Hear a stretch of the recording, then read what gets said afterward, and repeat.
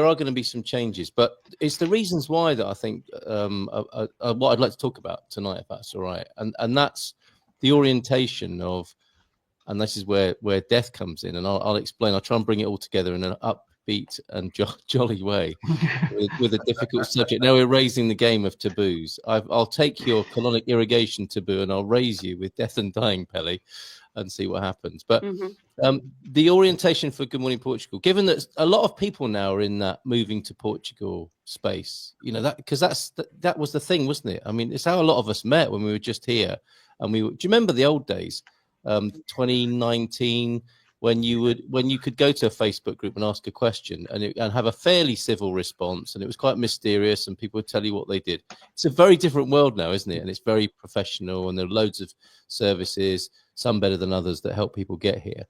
And what I'm really interested in, and I always have been, but I'm really going to make a move into it now, is what happens for the rest of your life in Portugal. If you plan to come here for the long term, which I think a lot of people want to do, and they are of a certain age, to be fair, you know, a lot of the expats coming over from the United States are boomers. How interesting, I think, to look at it from the point of view of what you need for the rest of your life here. And I don't know if you resonate with this. You know, it's one thing to know what to do, the nuts and bolts of coming, and there's a lot of information about that. And there's a lot of people to help you. But what people don't talk about a lot is the next bit. You know, when you're here and peak pastel de nata or whatever you imagined yourself doing when you were a new foreigner in Portugal, that wears off after a while, doesn't it? You think, well, now what? And you're on your own with that, I think, to a great extent. And the less connected you are, you know, if you don't have a big circle of friends or influences, or you're not very connected to the community, which you might not be as a newcomer, that can be quite lonely and an isolating feeling. And what do you do with that? I don't hear many conversations about it, you know, that what now bit and what next. What I do hear is a lot of people, and I think we've all said this in some way or other, and Pete and Diane, you do this, is giving back, you know, when you're here. And that's a fantastic way to make yourself part of something. I think we were talking about this morning, weren't we, about being part of your local association. But I don't think it's very formal. And I'm not sure there is much of a service for what you need for the rest of your life in Portugal. And I'd like to address that as more of an orientation on Good Morning Portugal. Well, what are your thoughts there, Carl? I mean, how are you addressing it? Well, it's funny. As soon as I started to think about it, and I had you know, that time when I was meant to be at the last disco, but was in bed having you thought I had a terrible hangover, didn't you? And I couldn't make it. You thought I was being a lush, and suffering from a wine tasting. I never think that about you, buddy. I mean, it's a fair comment. It's a fair I never said it. You put words in my mouth. No, okay. If anybody thought that, it was untrue.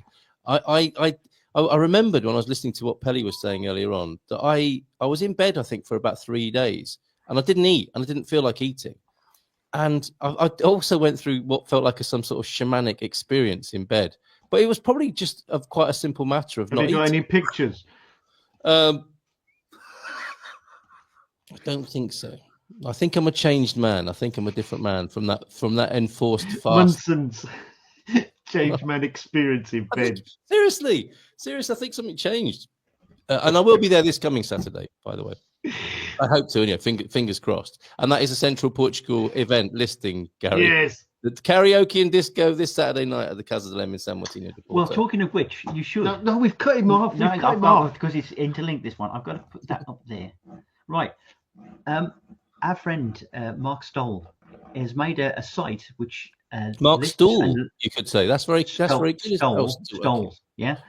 Has made a site with all the events and all the activities that are going on in various regions, and put them in a date order and organise them. So if you go to this site here, you can probably see what's on in your area for this weekend. And if you're a bit stuck for something to do, go there, have a look, and you will find something to do. So, Carl, really, you need to be going there. Yeah, true. I didn't think of that. It's also, really good. Yeah, there's loads. And Gary, you've done lots of work towards that as well. And I think it's really nice to have a good listing like that. I'm really excited this week. Well, we've got Easter feast this week, but next weekend we've got the tractor fair. And I've found out now it's going to be really good. Tractor fair. But something I didn't know was missing from my life, right, is that you can get the like the flashing lights, right? You can get magnetic ones of those. So I might get a tin of red paint. Now Tesla's not so popular. I can put the light on the roof, and all my Starsky and Hutch fantasies can come true. I can swap it from tractor to car. Either way, I think it'll be really cool. But no, I just think that's fabulous. Fabulous. Send the pictures in. I think so. We'll look them. Come along, guys. They're all Mark's put all of the events on there, including our Easter parade. Then we've got the tractor parade. Then I've got 2 Easter things this weekend, Friday and Saturday. Yeah. And following Sunday the 27th is the tractor parade, and there's a meal and everything as well. Yeah, and you get a T-shirt, obviously. Yeah. And you get to drive a tractor. Cuddly toy. I just want to return to Carl, because I think we've kind of cut him off in his prime there. Halfway through his explanation. I love the tractor stuff, by the way. But I just wanted to put that thing up there for you, Carl, so you can. I appreciate that, because it is a monthly event, and it'd be great for anybody who wasn't aware of it, who wants to have a dance and wants to have a sing. Or put it on the Facebook group down here, Central. Yes, mate, we'll do. Yeah. But you were asking about what happened as a result of my fasting and shamanic sweats. Shamanic, that's the word. Well, all sorts. But one significant thing was coming across something at the men's shed in San Martino, which is at the same venue. It's a small world. We were talking about preparedness, because of this EU. Everyone get ready for a 72-hour emergency, get a shortwave radio, get batteries, there was a thing. You've been talking to Hugh, haven't you? It was the EU who did it. You've been talking to Hugh. Well, I did talk to him afterwards, no question. I saw him in Coimbra on Sunday, and it was brilliant. I love Hugh, I really do. I do as well. But this is not underground conspiracy theory stuff. This is the EU's own guidance as a news item for people to prepare them. I mean, it's connected directly, I think, to their bastardly warmongering. But and then, they're thinking, well, we need to help people prepare for the worst case scenario. But in talking to the men's shed guys about it, it's very interesting to note who's talking about what to do if there's an earthquake or wildfire or some sort of civic emergency. And you've got your ostriches, you've got your tinfoil hat, full-on conspiracy theorists, and you've got the Stoics as 3 sort of rough stereotypes about who's preparing for something. Yeah, you'd have a drink with them, wouldn't you? I would. I'd have a drink with everybody. Well, that's my problem. So it's a bit cold. Does it remind you a bit of like Protect and Survive? And yes, it is. It's a little bit like that, isn't it? I think. I know people who moved to Devon in the 70s or 80s because of that same fear, when that movie came out, Threads, and it really frightened the crap out of people, basically. I had 6 people up my road who built nuclear shelters. Why on earth you bother building a shelter somewhere that you know is going to get bombed and what you're going to walk out into after a couple of weeks? I have no idea at all. It's a good question, though, Pete. Why do people do that? Is it because they feel like they need to do something? I don't know. I mean, I think ultimately you have to. We're pretty safe where we are. I think Portugal's pretty safe. It's not. I agree. Anyway, So, and central Portugal, to be honest, is of all places probably one of the safest places you could be in any kind of scenario like that. So, and what can we do about it anyway? I mean, look, why can't we just accept that we're powerless, basically? Okay. If those missiles start flying, what are we going to do? Protest or go and strangle a cat? What do you do? Well, I think that's a really brilliant question. Worry about it? Well, you don't have to. No one's saying. I think it's a bit like what Pelly was saying. It's like it's just interesting to observe. What is your body saying? What's happening when you consider things? And that's all I'm. When I'm talking about resources for the rest of your life in Portugal, it's a conversation about, have you thought about these things, and if you've thought about them. And I see how distracting it is now, and I've got a guest on, and I put a comment on the screen. And I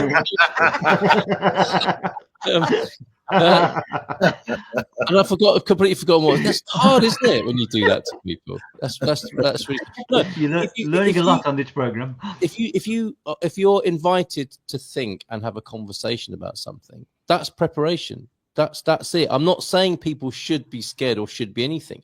I don't think it's mine or anyone else's job to tell people what to do.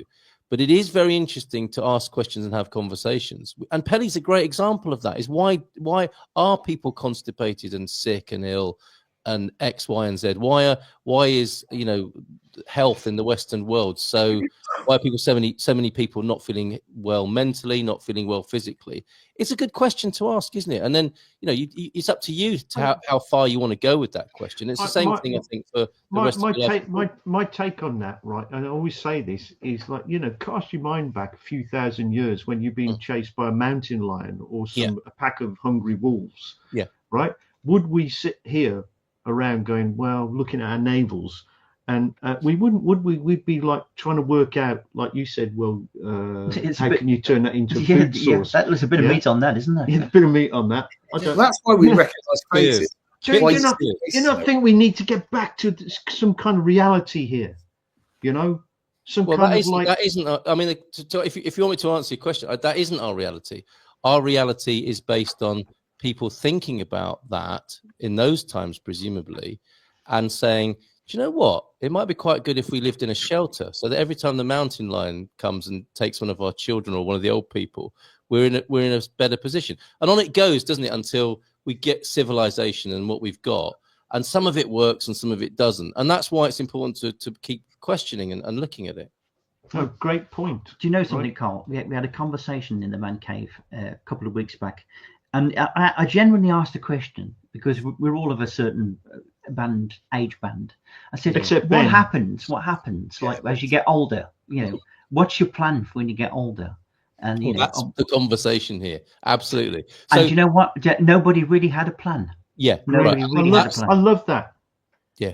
Well, fair enough. If your plan is to have no plan, that's fair enough. I'm not saying you should have a plan. What I think is true is what you've said, Gary, is that a lot of people haven't asked the question even. And we know, don't we, from Deb, do you remember? Her husband died without any plan in front of her in their caravan. Yeah. She decided to start a sharing care, which Em ran with her. She died. She passed away as well, again, without having asked questions and got certain things in place. And on it goes. And that's why, I mean, I've done a lot of research recently and have always been interested in death and dying. But there was a woman, a death dealer I heard speaking, who said, you don't make yourself die any quicker by thinking about it. And in a way, the opposite is true. And I think Pelly might have something to add to this. It's like what you don't think about causes the problem rather than what you do think about causing the problem. What you ignore. Yes, that's right. And so sharing care is very, very, very useful. However, what I discovered at my men's shed was that on my own territory, at Caldas Library, somebody organized a living, aging and dying well little sort of mini conference to talk about wills and to talk about what happens in an emergency and talk about long-term care and all the things you want in place should you find yourself in an emergency and inevitably coming to the end of your life and what sort of care you might need. And there were 68 people. I was talking to the organizer this afternoon. She said she thought 10 people might turn up. And it was standing room only, and people had a massive appetite for the discussion. And it came from a Setúbal. It was a woman who lived in the Algarve called Joy. I forget her second name, but I'm going to be talking to her at some point. She lived in the Algarve, and she saw people dying and not having care structures in place, and thought we need to do something about it. She moved to Setúbal and created an aging and dying group, AD. Then Amelie started the living, aging and dying group in Caldas. And for me, it's like I've added a G to it, and it's growing, living, aging and dying, so that it's not all, focused on the end and the difficulties, although I think those things should be talked about. We've come here to live our lives fully, which is, I think, is the Terence point, isn't it? It's like, come on, let's not be thinking about death and dying all the time. We've come to live. All men die, but few really live. The Mel Gibson moment. So we should attend to that as well. I totally agree. If we've come here to live our rest of our lives here, let's have the best possible lives. And ironically, as well as thinking about all the great things we could do, we might want to address some of the inevitable things that aren't so great that might happen to us and our loved ones. Yeah. Well, Carl, we've had a really weird one. We had our next door neighbour, who was 33, perfectly healthy, died of meningitis in February, right? And left a young kid. But we've also got another friend of ours who's terminally ill, and wouldn't ever. His attitude is perfect. He would you would never know he was terminally ill. He's planning on doing loads of events with me all the time, and it's great. He's got a fantastic attitude. But I've also got a friend in the village who's really stubborn, quite obnoxious, and was in hospital for a while. He's fab. I really love him. But the mayor, knowing that he was ill, arranged for some old ladies to come over and check on him 4 times a week, right? Wonderful. And that wouldn't happen, I know, in lots of other communities. She also inquired about the woman who died, who'd only probably been here for a few months before she did. And I do think Portugal, actually, one thing that they should shout about is that Central Portugal health services are an awful lot better than the Algarve. The Algarve has one major hospital, right? And during summer season, the population goes up, about tenfold? And you just think that one hospital is coping with all of that.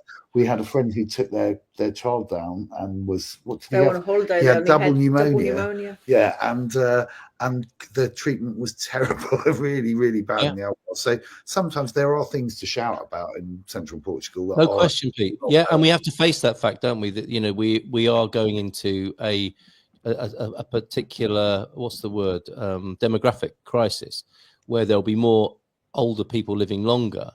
And in those sort of hotspots, let's face it, the people who are coming to Portugal to live here, they're not 20 or 30, generally speaking. I mean, the workers are. Well, there are lots of both. I think sometimes it's quite easy to dismiss it. One of the things I really love about what Gary showed at the Festas, and for a lot of people, they're not everyone's cup of tea, but you get a real mix of ages, and Portugal's brilliant with mixing. Got it. What I'm talking about is the people who come here will tend to be needy in terms of medical care, and if sometimes, they, as you say, if eventually, ultimately, at some point, and the likelihood is, as you get older, you're more likely to need care, and if they're in the Algarve, that is difficult, and we are part of. Did you see today? We've clocked up 1.5 million foreigners in Portugal. And then when you watch the news, there's a resentment, an understandable resentment about foreigners coming to Portugal and blocking up the health system. So it kind of, knowing that, whatever your political view on that about it is, the pragmatic view is it's blocked up, and you need to probably call Pelly. Yes. No, Carl. We've actually been going there for over an hour and a half, which is incredible. I just want you to sort of put this on the screen and tell me, roughly what we're doing here and what all that's about. Well, the content of the program would be much more geared to what happens next for the rest of your life in Portugal, and my own what I want my own kind of work and consultancy to be is having a conversation with people about that, and it ranges from your forever home, for example, and the prosaic things, insurance, writing a will, but much more exciting than all of that. And I think all of that needs to be addressed. And like I said to you before, Terence, it's not that anyone should do anything, and there's no right way to do things, but it's useful and interesting to have the conversation, I think, so you don't find yourself in one of these awful situations, the likes of which Deb went through, the sort of thing that Pete was talking about, the contrast between people and how they approach it. And the more I've talked about it to people, and the more I've considered it, the resources are there. There's I found out in the last week that, as well as these groups, there's the Estou Aqui bracelet, which, if you wear it, carries your medical information, such that the bombeiros or the paramedics can see exactly who you are and what your requirements are.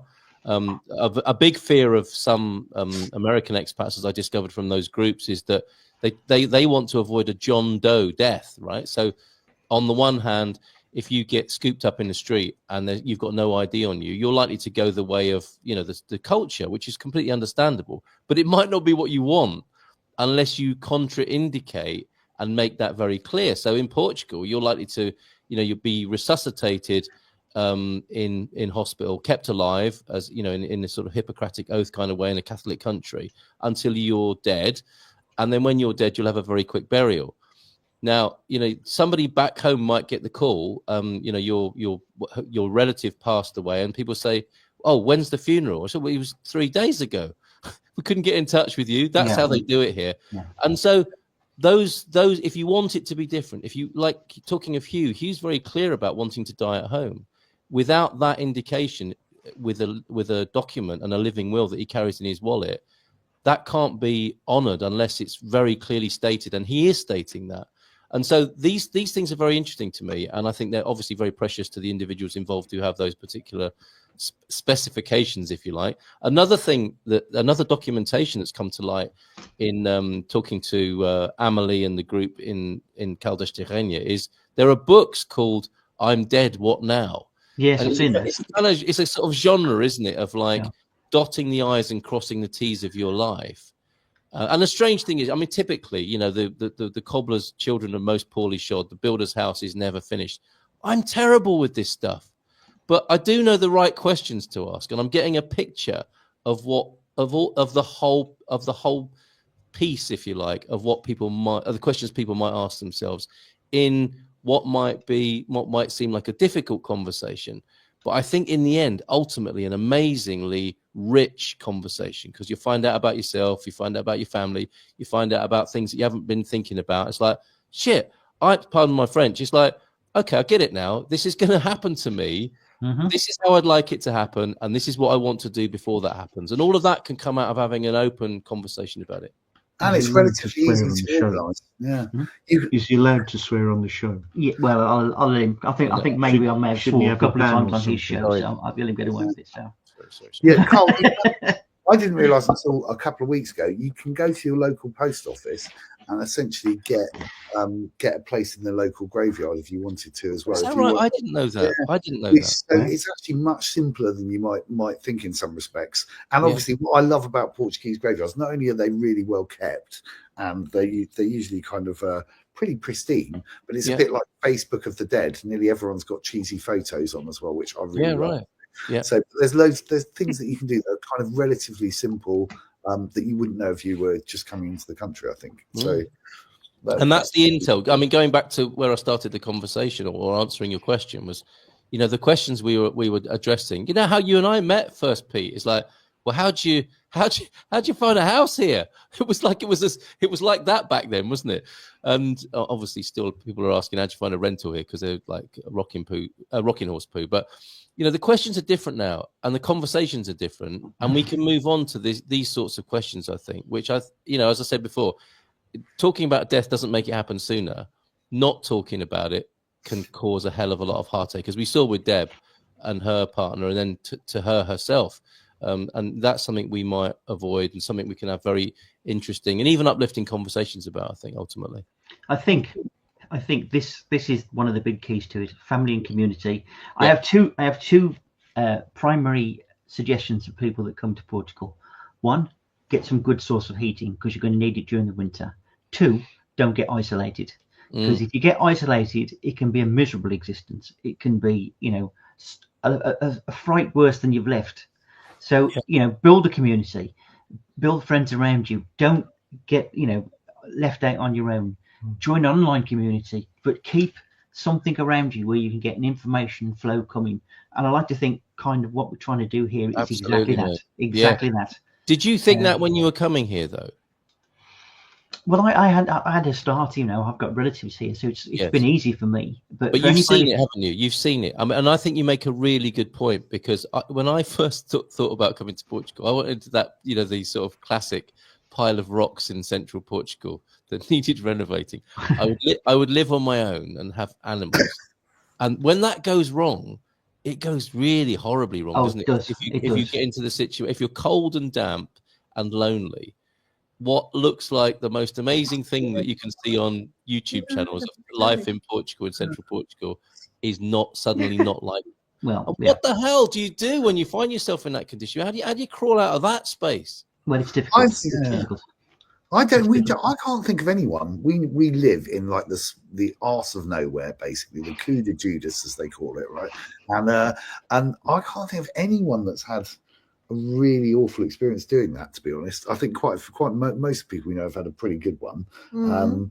there's a few that have gone back, but it's mainly because of either relationship issues or running out of money. It's not necessarily about. But that's another thing we need to talk about, isn't it? I mean, you nail a very central Portugal problem there.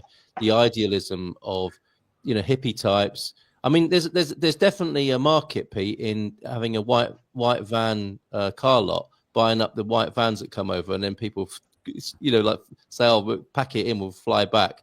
And you could buy up all these white vans, and maybe even a sanctuary for dogs as well, for people who pick up the first puppy they see. You know, but in all seriousness, this is a tragedy for people who had the best of intentions coming to Portugal. They find themselves in the scenario that you're talking about, Gary, of like being together all the time while they're trying to make a house out of a pile of rocks in November. And it becomes too much for some people, doesn't it? And it's like, without the structure, without some thought about that in the first place, that's a pretty grim scenario, and it's a waste of everybody's time and resources. Yeah. And indeed, in the weeks to come, I have some other guests coming on who will kind of bridge this problem, especially if you're a mum as well. I've got a great guest lined up for the next couple of weeks, who is formulating an online association for people, especially mothers, who are feeling a bit kind of out of things and out of the flow. Yeah, but that will be a global thing. It won't just be Portugal. So let's talk, let's communicate, let's bridge the links, and support each other. Yeah. Absolutely. And with that, ladies and gentlemen, we are now at 1 hour 42 minutes, and I'm going to thank you all for your participation. And